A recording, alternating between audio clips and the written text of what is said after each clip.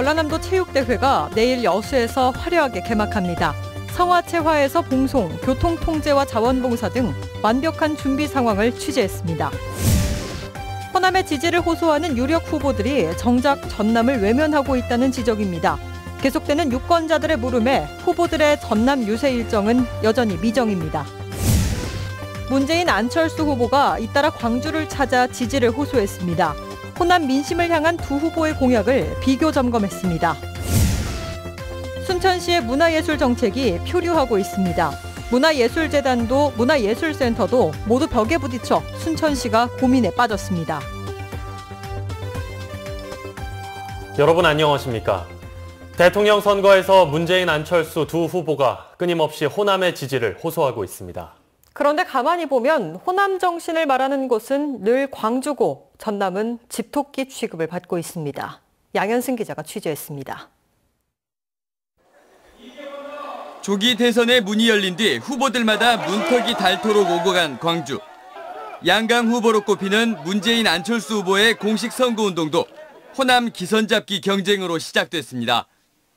전두환 정권에 맞서 광주 항쟁을 알리고 6월 항쟁을 이끌었습니다. 그때 다른 후보들은 어디서 무엇을 했습니까? 더 좋은 정권 교체해야 합니다. 대파 패권주의 세력에 또다시 나라 맡길 수 없습니다. 두 후보 모두 호남 방문 일정의 첫 발은 전라북도 전주에서 시작한 뒤 광주 도심으로 이동해 대규모 유세를 벌였습니다. 호남의 나머지 한 축인 전남은 광주에 뭉뚱그려졌고 선거대책위원회 구성도 광주에서 이루어졌습니다. 같은 호남으로 불리지만 지난 선거에서 드러난 민심은 시도별로 성향과 온도차가 분명한데도 전남에서는 시군에서 원외 인사를 중심으로 유세차를 돌리는 게 고작입니다. 426만여 호남표 가운데 전남의 유권자가 가장 많고 최근 10년간 대선과 총선 투표율도 전남이 가장 높았습니다. 민주당과 국민의당 전남도당에도 대선 후보의 전남 방문 시점을 묻는 지역위원회의 문의가 이어지는 가운데 아직까지 뚜렷한 계획은 나오지 않고 있습니다. MBC 뉴스 양현승입니다. 문재인, 안철수 두 후보가 하루 간격으로 호남을 찾았습니다. 호남 민심을 향한 메시지는 무엇이고 또 어떤 점이 달랐는지 비교해봤습니다. 윤근수 기자입니다. 개혁과 공정, 국민통합, 호남의 압도적 지지와 대선 승리. 이건 두 후보가 공통으로 내놓은 메시지입니다. 호남 홀대론을 놓고는 시간차 공방이 오갔습니다. 선거를 위해 호남을 이용만 하는 후보 또 뽑아서는 안 됩니다. 호남 차별, 인사 편중이라는 말이 다시는 나오지 않게 하겠습니다. 진보개혁의 정통성을 놓고는 저마다의 강점을 내세우며 상대를 우회 공격했습니다. 저 문재인, 박정희 유신 독재와 맞서 싸웠습니다. 5.18 때 구속됐습니다. 저는 어느 누구에게도 신세진 적 없습니다. 정치적으로, 경제적으로 자수성가한 사람입니다. 상대 후보의 확장을 견제하려는 시도도 엿보였습니다. 누가 끝까지 촛불과 함께했습니까? 대파 패권주의 세력에 또다시 나라 맡길 수 없습니다. 그러면서 후보들은 물었습니다. 미래의 적임자 누굽니까? 안철수! 누가 안정적으로 국정을 이끌 수 있겠습니까? 문 후보는 한정 공대 설립 등을 추가로 공약한 반면에 안 후보는 이번 유세에서 추가 공약을 내놓지는 않았습니다. 지원군들의 면면도 군중의 규모도 달랐습니다. 문 후보 유세에는 경선 당시에는 적이었던 박영선 선대위원장과 DJ의 아들 타이거스 감독 등이 함께했고 안 후보 유세에는 박지원 대표와 정동영 선대위원장 등 현역 국회의원들이 대거 참석했습니다. MBC 뉴스 윤근수입니다. 각 정당과 대선 후보 관계자들이 전남 동부 주요 교차로에서 거리 유세를 펼치며 본격적인 선거운동을 벌이고 있습니다. 각 정당 시의원과 정당 관계자들은 출퇴근 시간에 맞춰 여수시 문수동 삼거리 등 주요 교차로에서 거리 유세를 펼치며 당 후보를 지지해 줄 것을 호소하고 있습니다.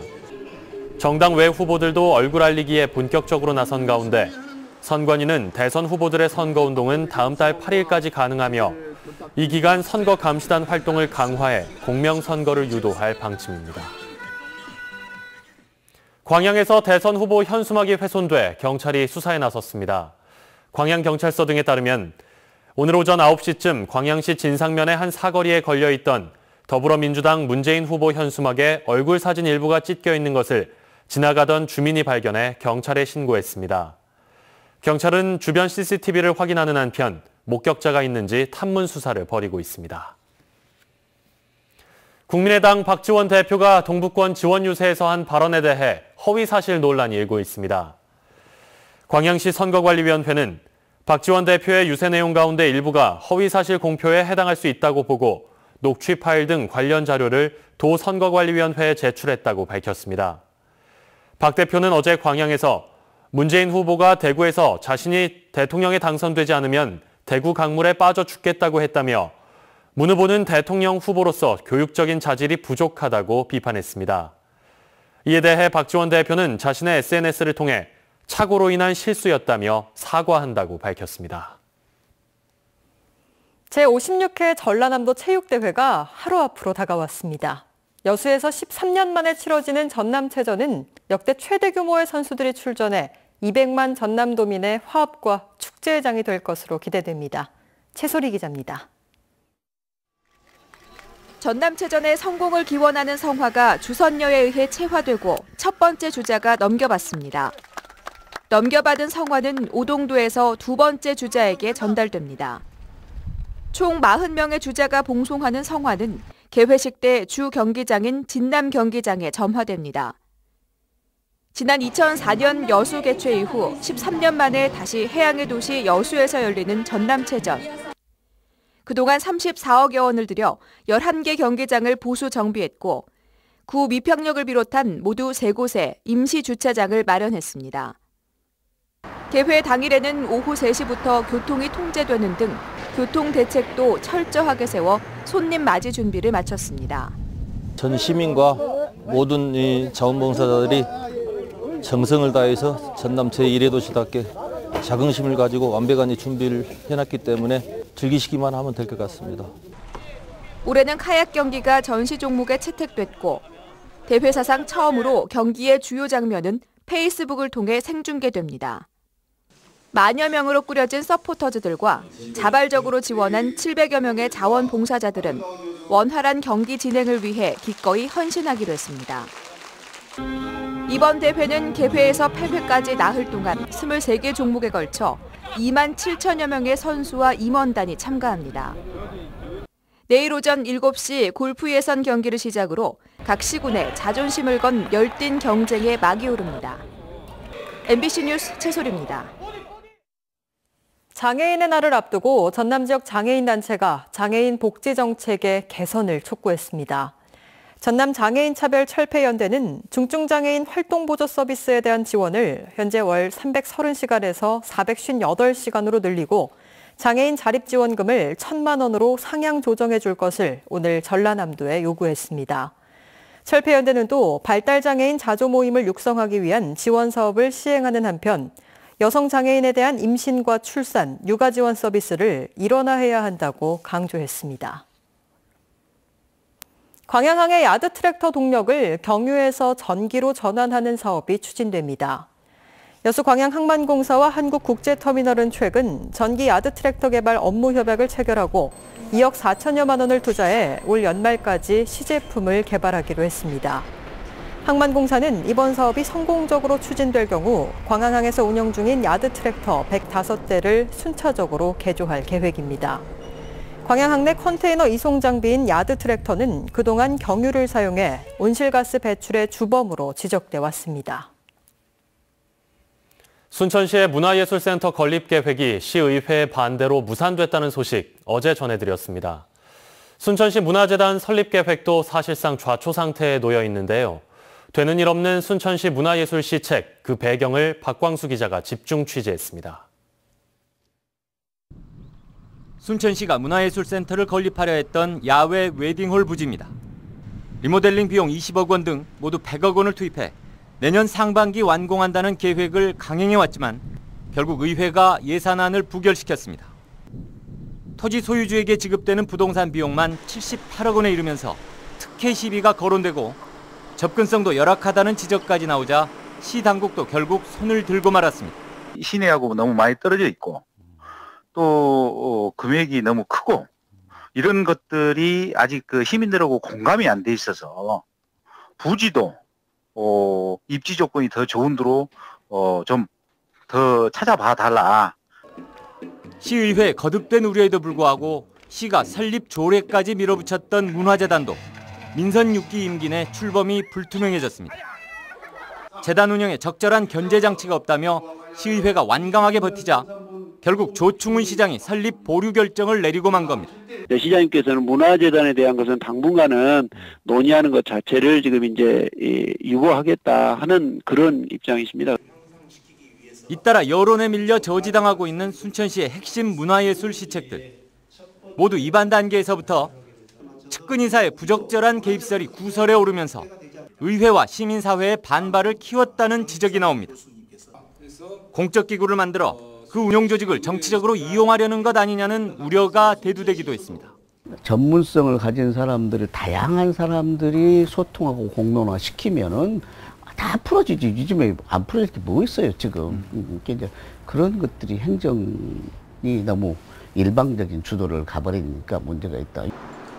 물론 순천시는 자율적이면서 안정적 지원 체계를 갖추려 했다는 입장이고 과도한 의혹 제기이자 행정 발목 잡기로 받아들이는 분위기입니다. 하지만 그동안 문화예술계 끊이지 않았던 비선 논란과 특혜 시비를 돌아볼 때 시 당국이 외부의 불신을 스스로 자초했다는 비판은 피하기 어려워 보입니다. MBC 뉴스 박광수입니다. 제472회 충무공 탄신일을 앞두고 서울 광화문 세종로에 세워진 이순신 동상의 친수식이 열렸습니다. 이번 친수식에는 주철현 여수시장과 박원순 서울시장, 복기왕 아산시장 등이 참석해 이순신 장군과 인연이 깊은 곳에 물을 합수해 동상의 묵은 때를 씻어내는 퍼포먼스가 진행됐습니다.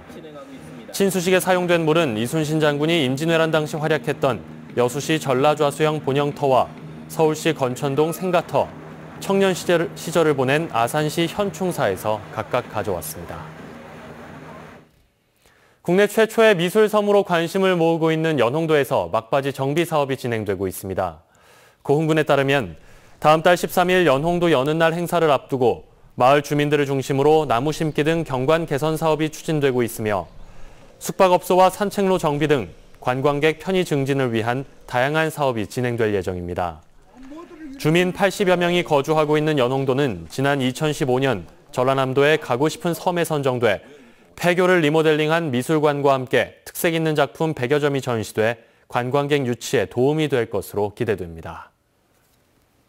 선박 사고의 원인이 될 수 있는 화물칸 덮개 제거 행위에 대해 집중 단속이 실시됩니다. 여수해양경비안전서는 오늘부터 다음 달 16일까지 화물선과 모래 운반선을 대상으로 허가를 받지 않고 화물칸 덮개를 임의로 제거하거나 변경해 운항한 선박을 특별 단속한다고 밝혔습니다.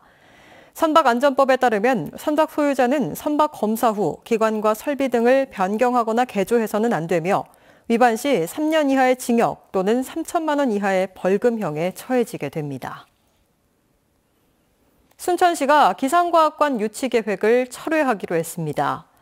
순천시는 오늘 국비지원 사업으로 기상과학관 건립을 신청했으나 여수시가 이미 유사한 기관 유치에 나선 상황임을 고려해 더 이상 추진하지 않기로 했다고 밝혔습니다.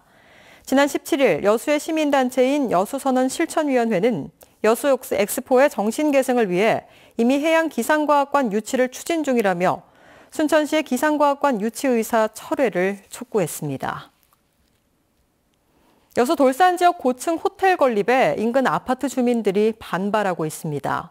여수시 돌산읍 청솔 1차 아파트 피해대책위는 오늘 주민 집회를 열고 아파트 인근에 건립 중인 고층 호텔 공사로 분진과 소음 피해를 입고 있다며 공사 중단을 주장했습니다. 또 여수시가 무분별하게 건축 허가를 내줬다며 대책을 촉구했습니다. 본격적인 햇마늘 출하 시기를 앞두고 원산지 거짓 표시에 대한 단속이 강화됩니다. 국립농산물품질관리원은 최근 수도권을 중심으로 마늘 원산지 표시 단속을 실시한 결과 중국산 마늘 8.3톤을 국산으로 거짓 표시한 업체 8곳을 적발했다며 특히 적발된 업체들이 중국산을 국내산 포장지에 옮겨 담는 등 이른바 포장거리를 통해 부당이득을 취했다고 밝혔습니다. 농관원은 또 본격적인 햇마늘 출하에 맞춰 원산지 거짓 표시가 기승을 부릴 것으로 보고 주의를 당부했습니다.